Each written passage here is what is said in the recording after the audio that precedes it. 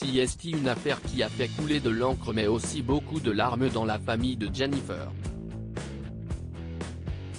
Le 5 décembre 2017, Jean-Luc Codaccioni, l'oncle de la chanteuse, atterrit à l'aéroport de Bastia Porretta, Haute-Corse, alors qu'il s'apprête à rejoindre la prison de Borgo, après une permission de sortie. À 54 ans, l'oncle de Jennifer y purge une peine pour association de malfaiteurs. Mais ce jour-là, il va alors se faire tuer sur le parking de l'aéroport, devant le hall des arrivées.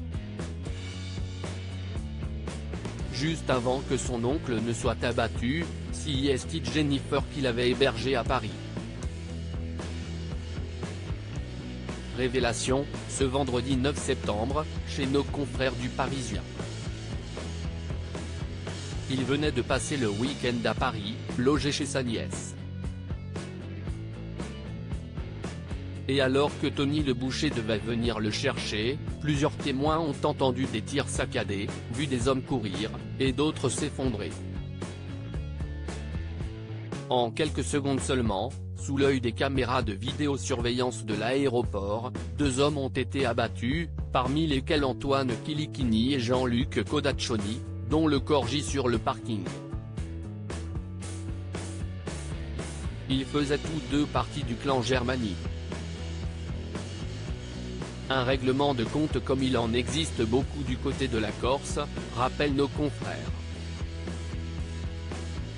En juin dernier, 2 juges d'instruction de la juridiction interrégionale spécialisée, JIR, de Marseille ont décidé de renvoyer 17 personnes devant la cour d'assises des Bouches-du-Rhône pour le double homicide de Bastia Porretta en 2017. Les avocats de la défense ont interjeté appel de l'ordonnance de mise en accusation. Elle brise le silence sur cette perte tragique et le manque. En 2018, Jennifer avait accepté d'évoquer la tragique disparition de son oncle, sur le plateau de Quotidien, TMC. Il y a un manque qui reste là, et c'était une forme d'exutoire quelque part, a-t-elle expliqué au sujet d'une des chansons de l'album Nouvelle Page intitulée Encore et encore.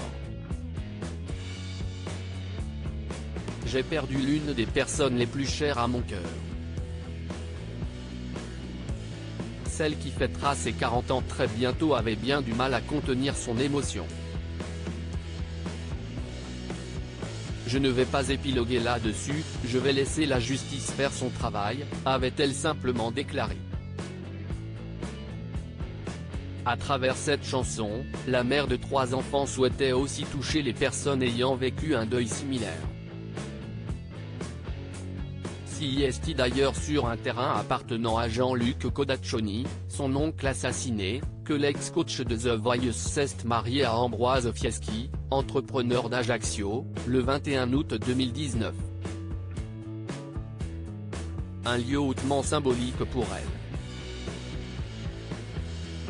En juin 2018, le tueur présumé, Christophe Boiseli, un ancien footballeur professionnel de 26 ans, avait été interpellé et mis en examen, tout comme son frère Richard, 28 ans.